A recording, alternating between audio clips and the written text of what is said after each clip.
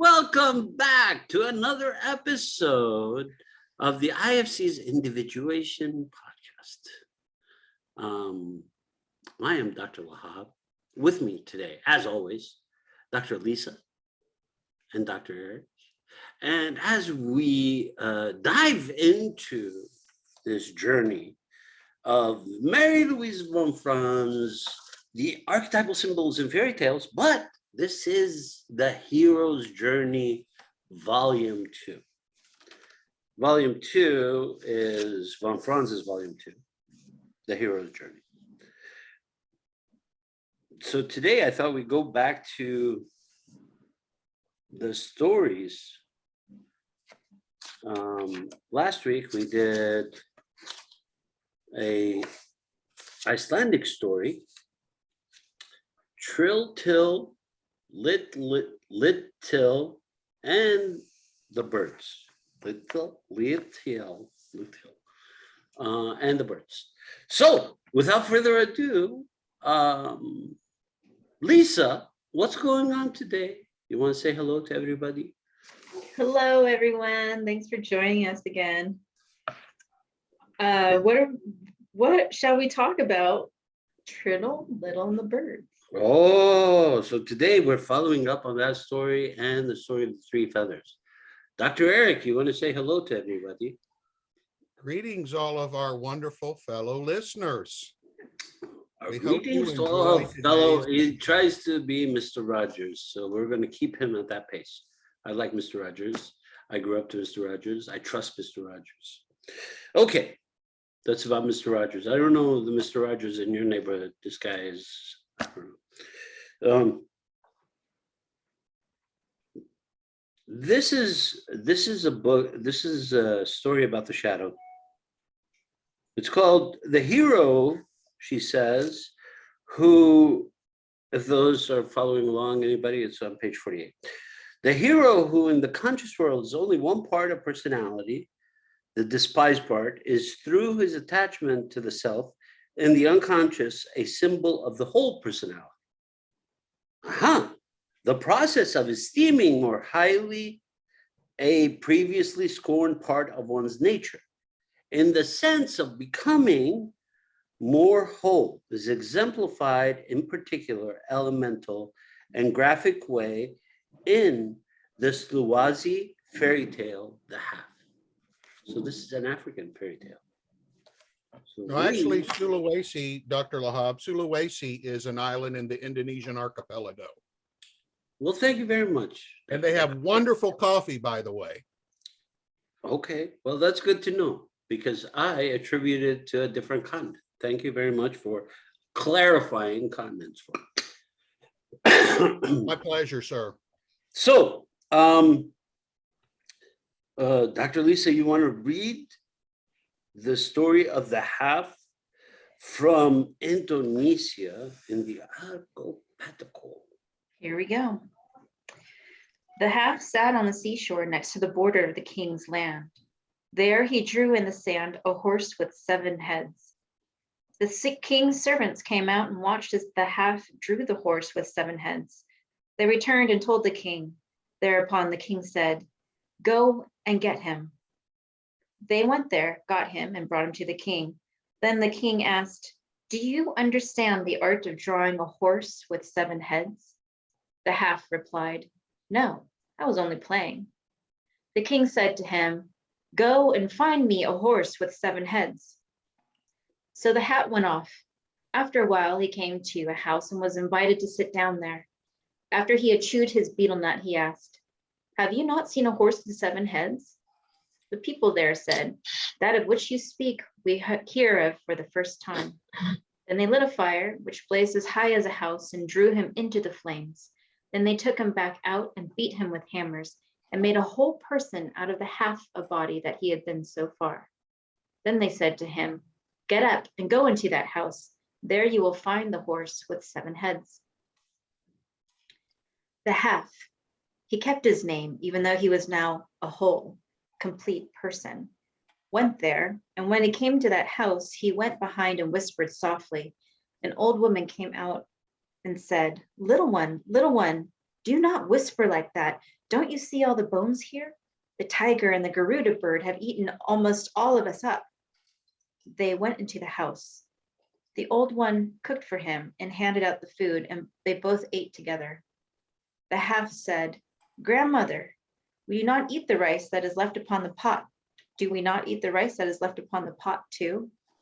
No, she replied, that we leave inside the pot. While they were eating, a girl came out of the closet. He looked at her and found her so beautiful that he desired her and wanted to have her as his wife. He asked the old woman, Grandmother, is the horse with 7 heads here? Here, she said. Little one, little one. Well, now that you first mentioned that, we hear about it for the first time. Now we know that there is such a horse. She was joking, of course, because just behind the house there was a tethered horse. The half asked again, Granny, if I make a noise, will the tiger and the Garuda bird come? She said, if we beat the gong, they will come. So he went and struck the gong, and see there, the air became dark. A Garuda came flying by. First came the female and said, Ha ha, comrade, are you there? Yes, I am here. Then she dove down and tried to grab him, but he reached out after her and cut off one of her heads. Oh, comrade, one of my heads you cut off, but I still have 8 heads, and they all have poison fangs. She said she again came back down to get him, but he struck again and another head fell off. And so it went until he cut off all the heads and the Garuda died. Soon after, the male Garuda appeared and said, You have killed my wife. Now I will have to end you. He had 7 heads. He dove at the half and tried to seize him, but the boy swung and 1 head came down. This went on until he had cut off all of the 7 heads, and the male Garuda was dead. Then came a snake and attacked the half, but he found a bamboo stick and thrust it up her throat so that she also had to die. Then he ascended into a carriage with his new wife. He untethered the horse with 7 heads, which had been tied up behind the house, and invited him to come with them. Again, the snake came after them. They threw rice up all around. The rice became huge heaps as big as a city. The snake came upon them and ate until it ate itself to death. Now the couple could leave, and they came to the city of the king, where they tethered the horse and carriage near a beautiful garden. Soon thereafter, the servants of the king went fishing and saw that the half had returned. They hastened the king and reported what they had seen. The king summoned the pair before him. 7 times did his minions have to go to fetch them. Every time he refused to go alone. Then the king himself went and said, I want to buy that horse with 7 heads. But the half did not agree to the deal. Finally, the king said, if you give me the horse with 7 heads, then your wife will be queen, and my children will serve her, and you will be king, and I will be your servant. To this offer the half agreed, and he became king, and his wife queen. Okay. So the story of the half. So what kind of impressions did we get from the story?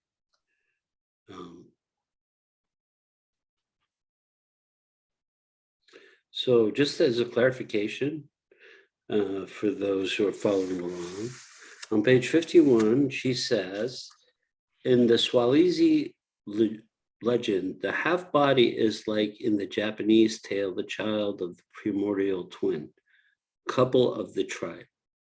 There too, the birth is preceded by a flood, and thus indicates an overpowering by the unconscious, which apparently tries to prevent the birth of entry of the heroes into the world.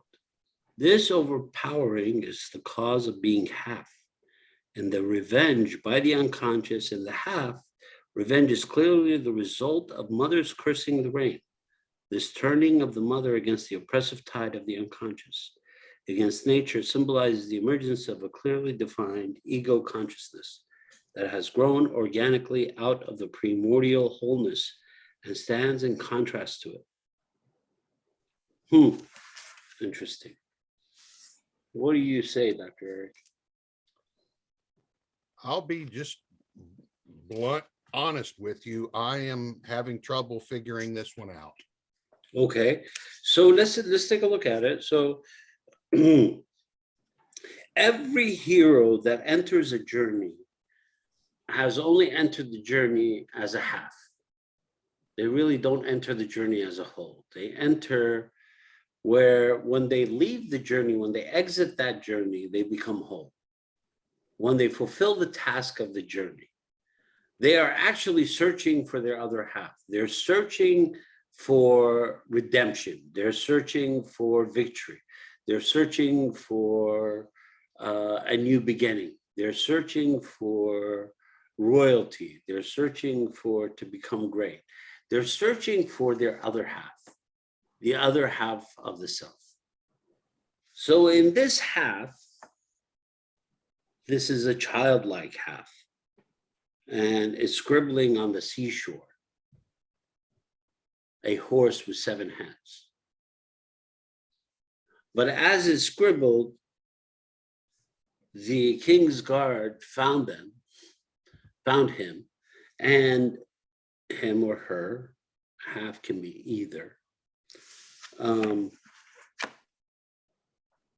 them and brought them back to the king. The king asked them if, he says, have you not seen a horse with 7 heads, he says. The people there said, of which you speak, we hear of for the first time. Then they lit a fire which blazed as high as the house. They threw him into the flames. Then they took him back out and beat him with hammers. They made a whole person out of the half, a body that he had been so far. Then they said to him, get up and go into the house. There you will find the horse with 7 heads. So the first thing they do is basically create him. But for him to be created, for him to be a whole body, he's still half, but to be a whole body, they had to throw him in the flames and burn him. And then they had to hammer him like he was a metal. They had to hammer him out. And then only then did he have a body. And then they threw him into the house. And then the half, he kept his name, even though he was not a whole, he was now a whole complete person. Okay, so Shadow keeps his name, went there, and when he came to the house, he went behind and whispered softly. An old woman came out and said, little one, do not whisper like that. Don't you see all the bones here? The tiger and the Garuda bird have eaten almost all of us up. They went into the house. The old one cooked for him, handed out the food, and they both ate together. The half said, grandmother, do we not eat the rice that is left in the pot too? No, she replied, that we leave inside the pot. While they were eating, a girl came out of the closet. He looked at her and found her so beautiful that he desired her and wanted to have her as his wife. He asked the old woman, grandmother, is the horse with 7 heads here? She said, little one, well, now that you first mentioned that, we hear about it for the first time. Now we know there's such a horse. She was joking, of course. Because you behind the house, there was tethered the horse. The half asked again, Granny, if I make noise, will the tiger and the Garuda bird come? She said, if we beat the gong, they will come. So he went and struck the gong, and see there, the air became dark. A Garuda came flying by, and first came the female and said, ha ha, comrade, are you there? Yes, I am here. Then she dove down and tried to grab him, but he reached out after her and cut off one of her heads. Oh ho, comrade, one of my heads you cut off, but I still have 8 heads. They all have poison fangs. She again came back down to get him, but he struck again. Another head fell off. So it went until he had cut off all the heads of the Garuda died.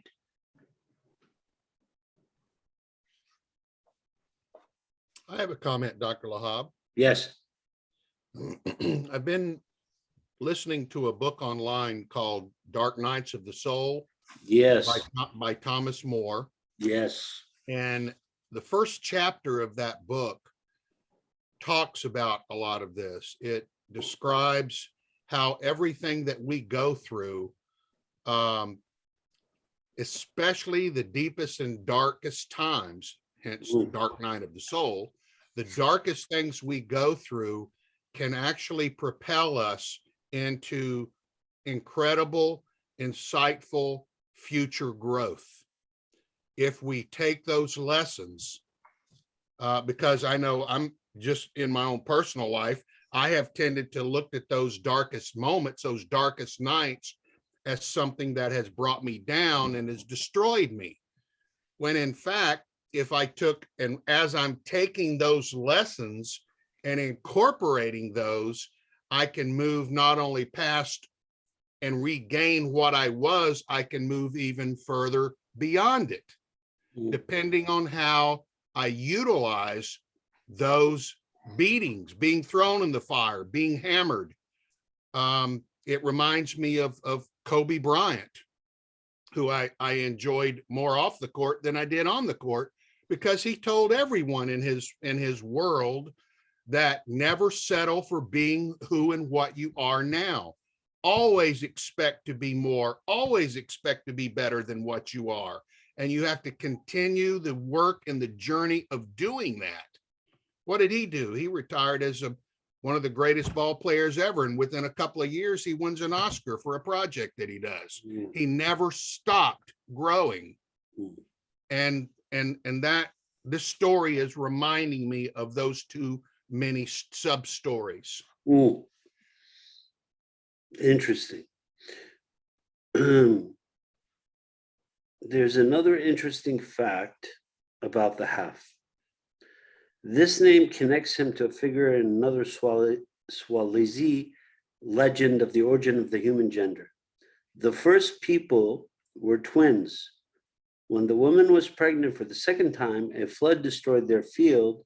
She cursed the rain, soon after gave birth to a half-child that was called Badangama Songa, the half-body. In a Japanese tribal saga, a brother and sister tie their hair, so hang themselves on the branch of a tree and escape the great flood as the only people to survive. Then they marry. Their children have only one eye, half a nose, and their lips are split in the middle. The next generation is also incomplete, and it's only within the third generation that the children are whole. As in many legends, demons are described as half people. The half measure is a characteristic of an unconscious figure. This suggests that the human being is either still partly unconscious figure or bound to the unconscious and therefore not a whole person, or conversely, that he or she is split off from the unconscious part. So part of this half is not conscious, it's becoming conscious. And one of the processes is birth. So actually being in the fire is the birth of the half. Yeah. Their hammering of the half is basically, like you're holding up a human baby, they haven't cried yet, and you're shaking them. And so they cry. So they're breathing. So then what you do is you bundle the child and you give it to the mother. What do? They bundle the child, they tell this half, you are whole now, but he will still contain the name half. And he goes into the house where there's a grandmother who takes care of him. So he's in the mother's arms, and then he wants to come out, but he wants to find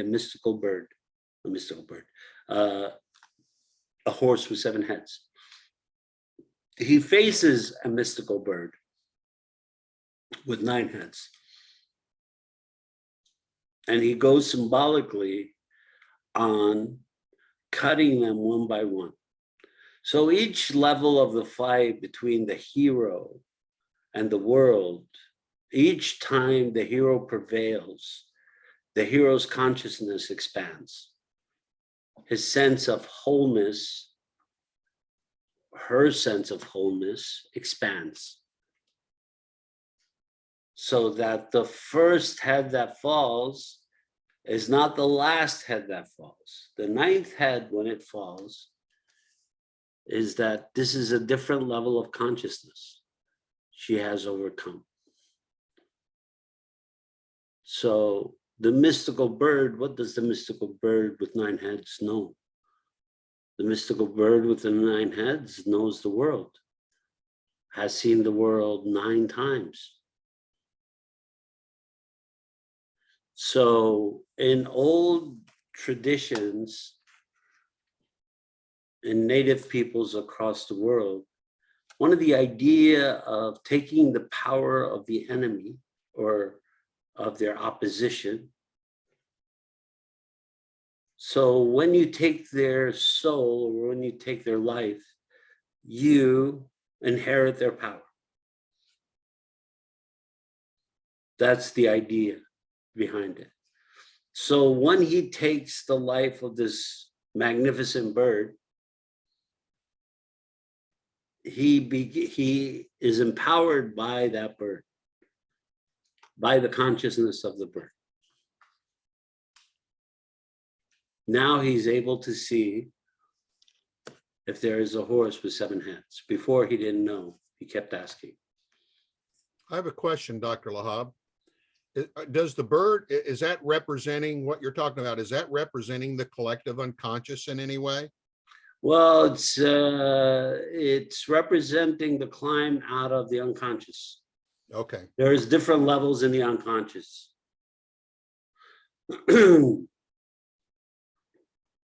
But it's not There are directly. deeper it's and not- deeper levels. Yeah. Got you. I got that. That's But it's where, that's the bird's representation with the Okay. heads. So it's not related to collective unconsciousness. Well, Correct. yes, absolutely it's part of the collective, because the deeper you go into the unconscious, the more the collective takes over.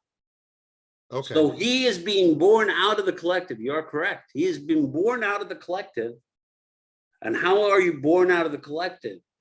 Right? The way you are born out of the collective is when you come out of your mother. You're born out of the collective. You're born out of 2, you are 1. You're born out of the collective. So he needs to be, or she needs to be, the half needs to be born from the collective. They need to be given a life. They need to be moved towards. So how do they overcome that? They have to get out of the unconscious. They have to get out of the collective unconscious to be able to be in the conscious world, to live as a physical being. Otherwise, you always live as a spirit or energy or psyche or soul. And in that case, if I'm right, it's not developing forward, is it? What do you mean? If you're, if it's just swirling around and you're not doing much with it and you're not conscious of it, you can't necessarily be moving forward and growing from it, can you? In a positive way. The collective, the unconscious forces you to face painful tasks.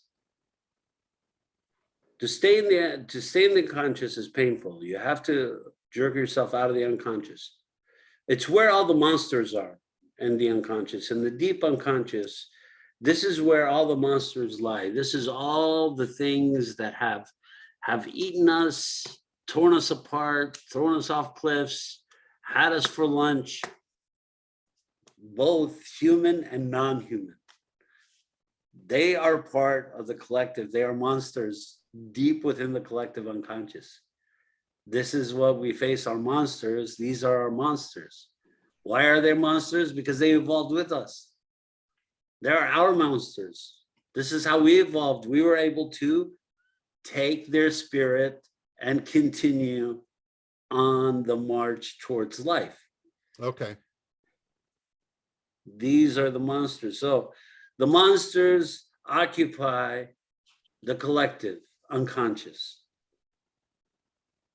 because they come from the past. Yet they live in our psychological presence. That's why we have serial killers. They live in our present because they are connected to our past. Otherwise, they would not live. They would not be created in our present.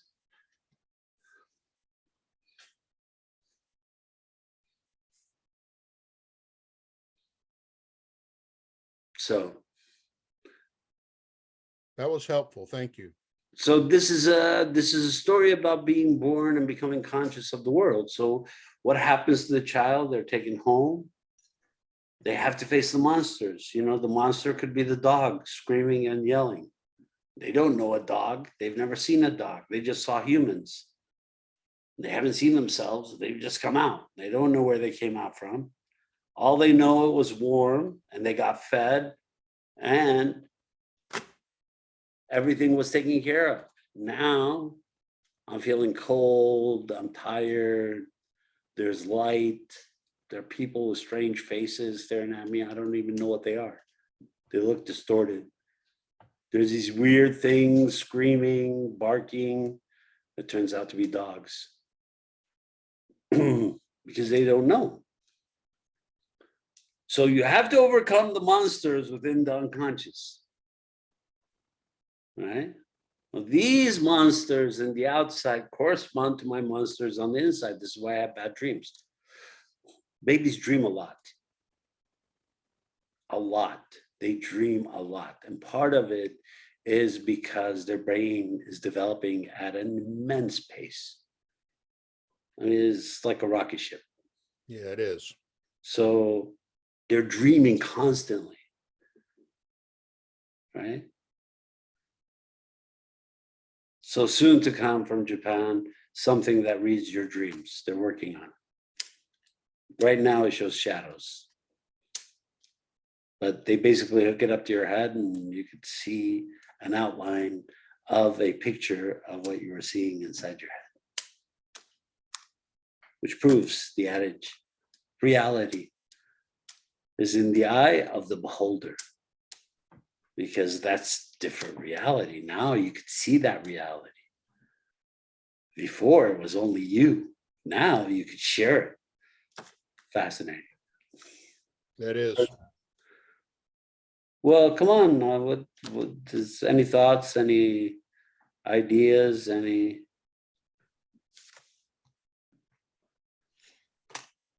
I feel like the story is incomplete. It's half.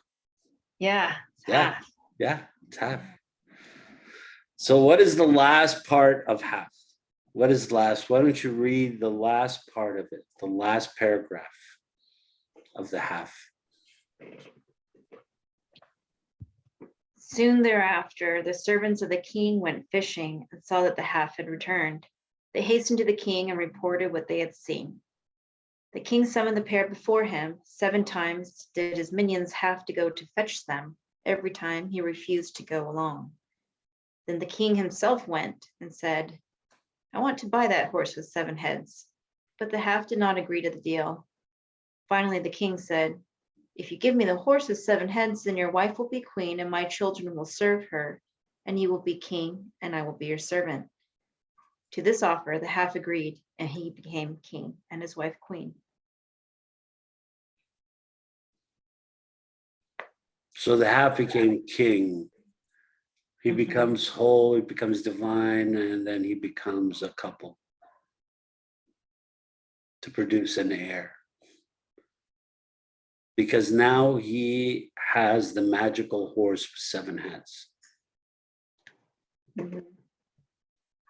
So the magical horse with 7 heads represents consciousness. Well, the 9 heads of the magical bird represent the unconscious.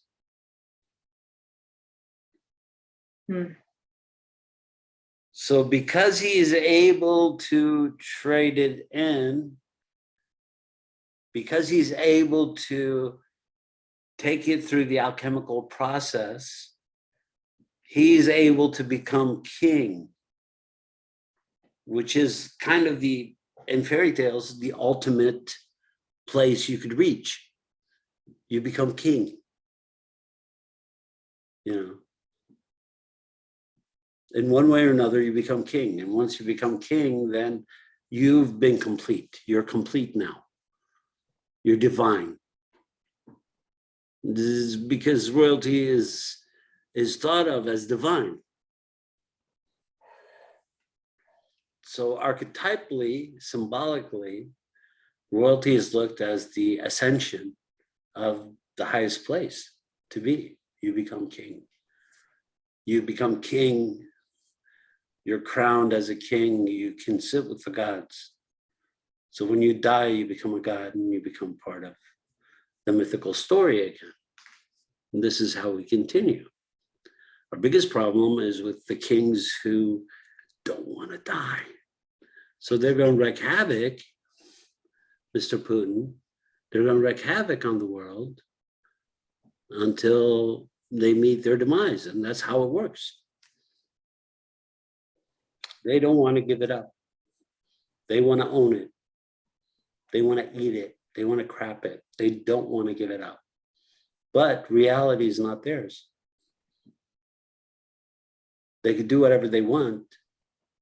Whatever trick they want to do, they cannot transform nature. Nature is what created them. And what they're trying to do is transform it into a commodity. And that's why there's a breakdown across the globe. That's why there's a breakdown in the weather patterns and everything. There's a breakdown. Anyway, the haves and the have-nots. Dr. Lahab, Yes, sir. I would love being his twin brother because then I could call him my half brother. Then you would be a brother to the king. Corny, I know. You got to throw whatever you have. If you only have rubber ball and nobody hears it hit the wall, well, yeah. I only had half of a joke there. If you having a joke is like having a feather that is blowing on you. I knew you'd come back with that one. Okay. We want to thank everybody for joining us this week as we continue this, as James liked to call it, in-depth dive into von Franz's archetypal symbols and fairy tales. Our in-depth dive. Okay, we will continue our in-depth dive. We love you, James. Next week. And this is the IFC's Individuation podcast. I am Dr. Lahab Al-Samarrai, and I am not afraid. I'm not afraid. And We are the IFC. We are not afraid. See you later. See you next time. Oops.